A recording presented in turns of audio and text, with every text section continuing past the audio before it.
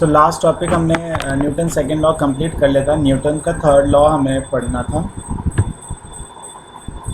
Newton's का जो third law होता है वो कहता है कि if a boy wearing, let में पहले तो सबसे पहले ये बता देता हूँ न्यूटन का थर्ड लॉ कहता है क्या है। न्यूटन का थर्ड लॉ कहता है कि अगर हम किसी बॉडी पे हम आगे की साइड 10 न्यूटन से फोर्स लगा रहे हैं तो वही बॉडी हम पे रिवर्स फोर्स भी लगाएगी with the same 10 Newton, same unit.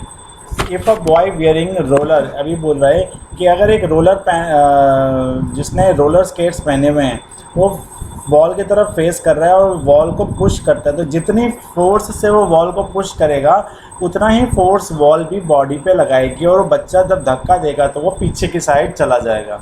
It appear, ऐसा लगता है कि बॉल जो वॉल है वो पुश कर रही है बॉय को back side. Actually when the boy exert a force by pushing it with the hand, then the wall exerts an equal force। यानी जब लड़का फोर्स लगाता है वॉल पे तो उतना ही फोर्स वॉल भी लगाती है लड़के पे, बट इन अपोजिट डायरेक्शन, उल्टी डायरेक्शन में। Since the boy is wearing, क्योंकि लड़के ने रोलर स्केट्स पहनी हुई थी इसलिए वो पीछे की साइड, पीछे की डायरेक्शन में चला जाएगा। इन फिगर 26A, इस फिगर में आप देख सकते हो कि एक लड़का जो है रोलर स्केट से इस पर फोर्स लगा रहा है लेफ्ट साइड से, तो वॉल ने भी इस पर क्या किया, अपोजिट फोर्स लगाया और लड़के को किधर वापस भेज दिया, in the right direction. In this photograph you can understand due to this the boy moves backward, और लड़का पीछे की साइड चल जाता है। तो इससे एक चीज़ क्लियर हो गई, when a boy exert a force on the wall exerts a force on equal. यानी जब लड़का वॉल पे फोर्स लगा रहा है तो वॉल भी लड़के पे फोर्स लगाएगी। 1 सेकेंड ना।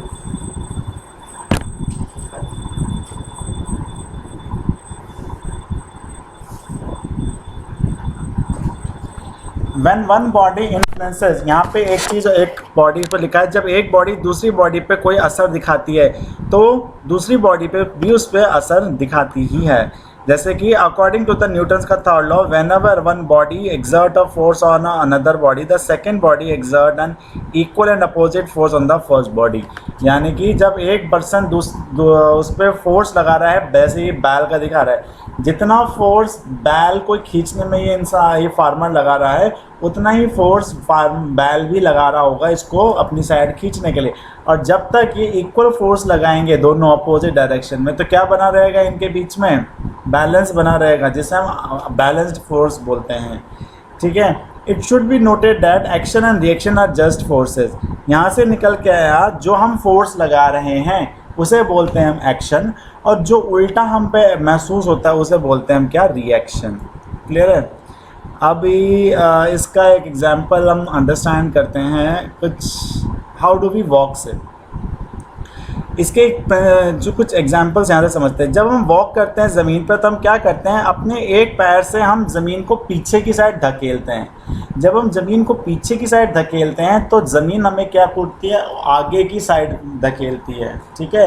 तो जब हम एक पैर से फोर्स पीछे की साइड ज़मीन पर लगाते हैं तो ज़मीन हमें आगे की साइड पुश करती है, जिसकी वजह से हम चल पाते हैं। Similar is the case of swimming. Swimming में भी हम क्या करते हैं, अपने हाथों से पानी को पीछे की साइड फेंकते हैं, ऐसे ऐसे करते हैं ना। ऐसे ऐसे करने से क्या होता है, हम अपने इस हाथ से पानी को पीछे फेंक रहे हैं। जब पानी को हम आप पीछे फेंकते हैं तो पानी फिर उल्टा हम पे फोर्स लगाता है, वो हमें आगे की साइड पुश करता है। इफ़ हाउएवर, अगर हमारा ग्राउंड स्लिपरी हो जाए, अगर ग्राउंड स्लिपरी हो जाए या आइस पड़ी हुई हो तो उसमें चलना बड़ा डिफ़िकल्ट होता है। वो क्यों होता है, क्योंकि स्लिपरी ग्राउंड पे आइस पड़ी होने की वजह से फ्रिक्शन बहुत कम हो जाता है। जब फ्रिक्शन बहुत कम हो जाएगा तो हम उस पर पीछे की साइड फोर्स नहीं लगा पाएंगे। जब हम पीछे की साइड फोर्स नहीं लगा पाएंगे तो ज़मीन भी हमें आगे की साइड नहीं भेज पाएगी, जिसकी वजह से उस पर चलना बड़ा मुश्किल होता है। Later discuss the case of a swimmer. Swimmer का मैंने केस बता ही दिया। Please note that two action and reaction force are equal in magnitude but they do not produce equal acceleration. एक बात का ध्यान रखना कि भले ये ये जो आगे की साइड फोर्स लगाना और पीछे की साइड फोर्स लगाना ये इक्वल होता है, बट इनका जो एक्सेलरेशन प्रोड्यूस होता है वो अलग अलग होता है। इसके लिए हम एक और एग्जांपल समझते हैं गन का। आपने देखा होगा जब हम गन को क्वाइल करते हैं तो शोल्डर पर रख के करते हैं। क्यों करते हैं, ताकि उसका बैलेंस बना रहे। जब हम इसका ट्रिगर दबाते हैं तो जिस एक्सेलरेशन से ये हमारा ऐसा समझिएगा, जब हम ट्रिगर दबाएंगे तो जो बुलेट निकलेगी जिस फोर्स से, उसी फोर्स से हमें पीछे के साइड हमें जर्क भी महसूस होता है। ठीक है, जिस फोर्स से हमें कॉइल आगे, ये हमारा बुलेट आगे निकलेगी, उतना ही फोर्स हमें गन से पीछे के साइड फील होता है। अब इम्पॉर्टेंट पॉइंट क्या है कि इसने बोला कि एक्सेलरेशन अलग अलग होता है, तो उसको मैं समझाता हूँ कुछ इस तरीके से। Give me 1 second.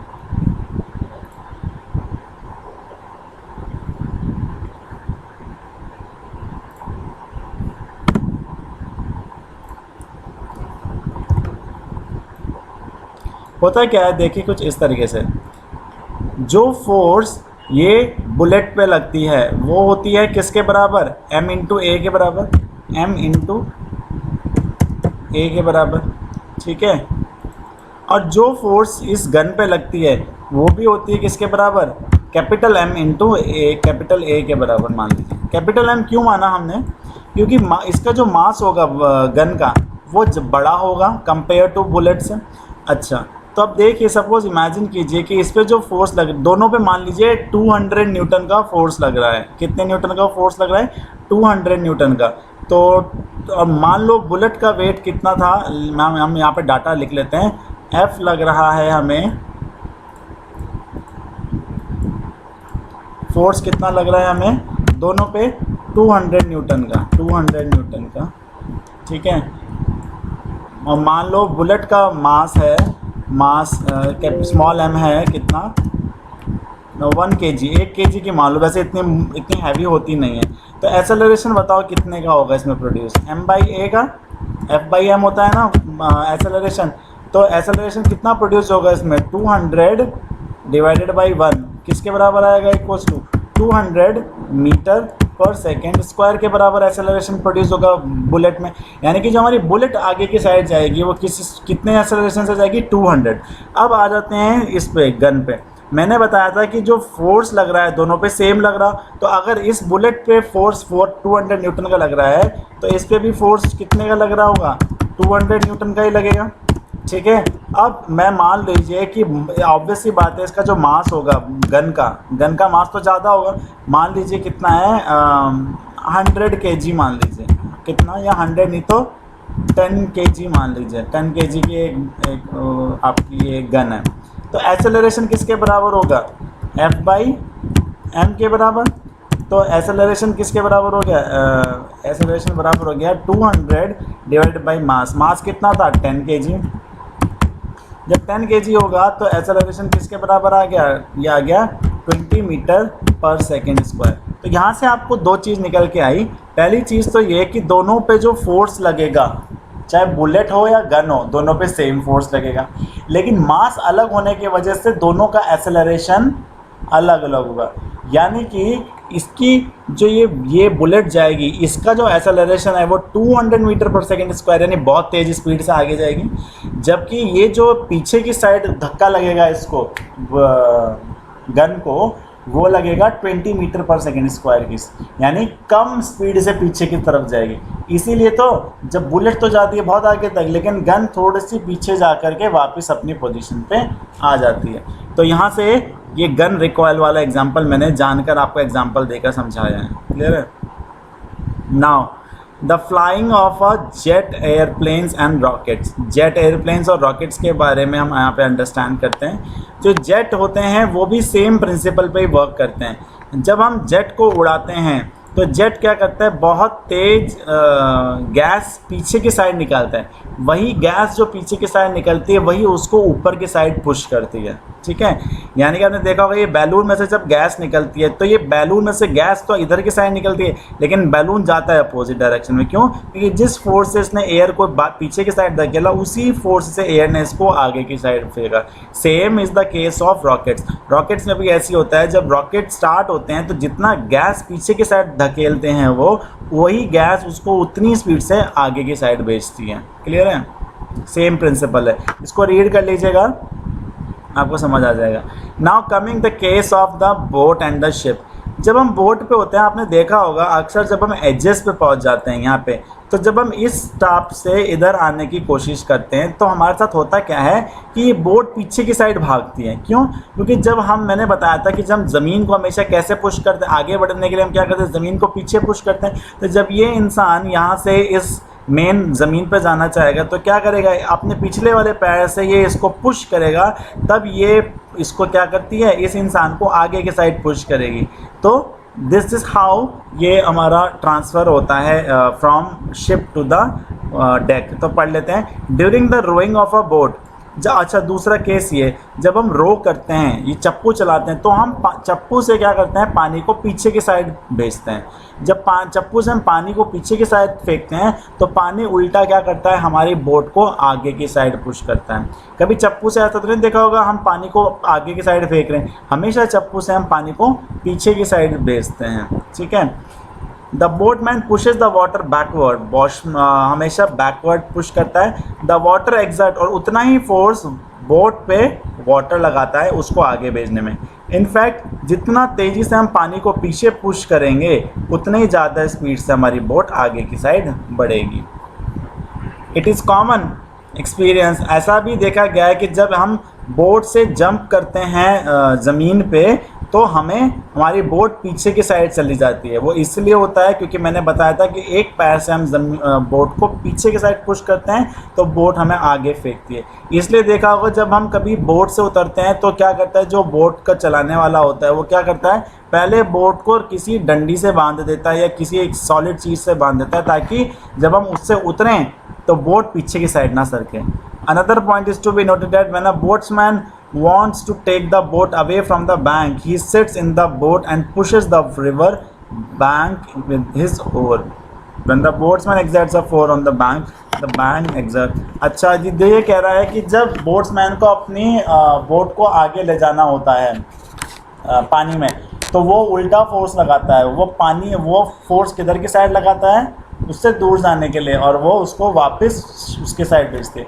यानी पूरा प्रिंसिपल एक यही है कि आपको अगर जाना इधर की साइड है, अगर आपको जाना आगे की साइड है तो ज़मीन को पीछे धकेलना पड़ेगा। अगर आपको बोट में आगे की साइड जाना है तो आपको पानी को पीछे की साइड भेजना पड़ेगा। क्लियर है? Now the case of a hose pipe.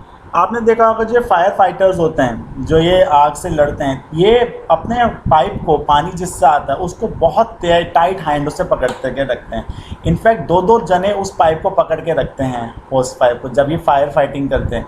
वो इसलिए होता है क्योंकि जिस स्पीड से पानी पाइप से आगे जाता है आग की तरफ, उतनी ही बैकवर्ड फोर्स भी पाइप पे लग रही होती है, जिसकी वजह से अगर वो उसे नहीं पकड़ेंगे तो पाइप उनको उल्टा हिट कर देगा और इधर उधर पाइप जाएगा और किसी न किसी को चोट पहुंचा देगा।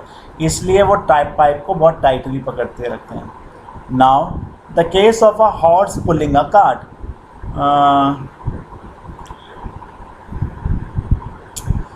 ये तो इतना इम्पोर्टेंट नहीं है।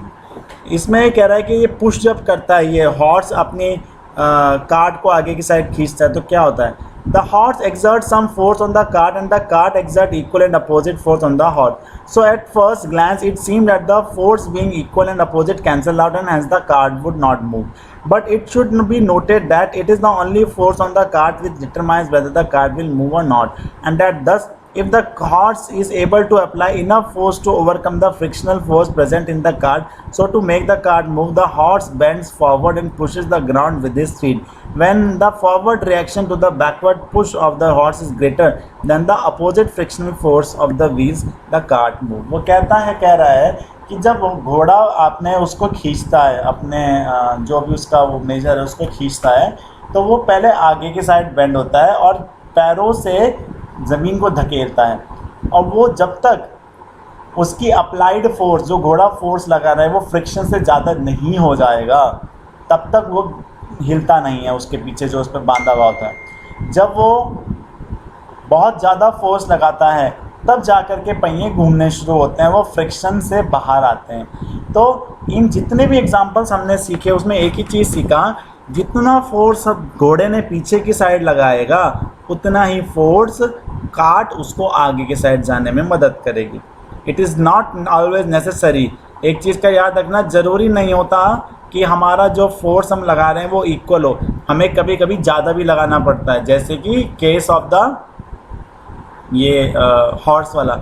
अगर हॉर्स उतनी ही फोर्स लगाएगा जितना फ्रिक्शन है ना, तो गाड़ी आगे नहीं बढ़ेगी, उसे हमेशा फ्रिक्शन से ज़्यादा फोर्स लगाना पड़ेगा, तभी गाड़ी आगे की साइड बढ़ेगी।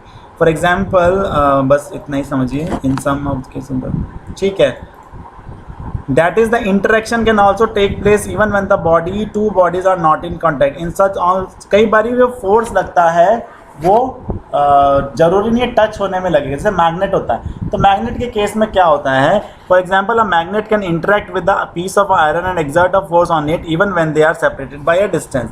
The magnet exerts a force on an iron and the iron piece exerts an equal and opposite force on the magnet. जब मैग्नेट कहीं प्रेजेंट होता है तो वो किसी लोहे पे टच होकर फोर्स नहीं लगाता, वो दूर से ही उस पर फोर्स लगाता है, और मैग्नेट जितना फोर्स मैग्नेट उस लोहे पे लगाता है उतना ही फोर्स लोहा भी उसकी तरफ आने के लिए अट्रैक्ट होता है, तो दोनों इक्वल एंड अपोजिट फोर्स लगाते हैं, then they get attracted. The interaction between a falling stone and the earth also take place. खैर ये तो इतना नहीं है। सो यहाँ पे आपका न्यूटन का थर्ड लॉ कंप्लीट होता है। कंजर्वेशन ऑफ मोमेंटम हम नेक्स्ट वीडियो में देखेंगे। I hope it is clear. एक बार इसको गो थ्रू हो जाना। If there is any doubt you can ask it.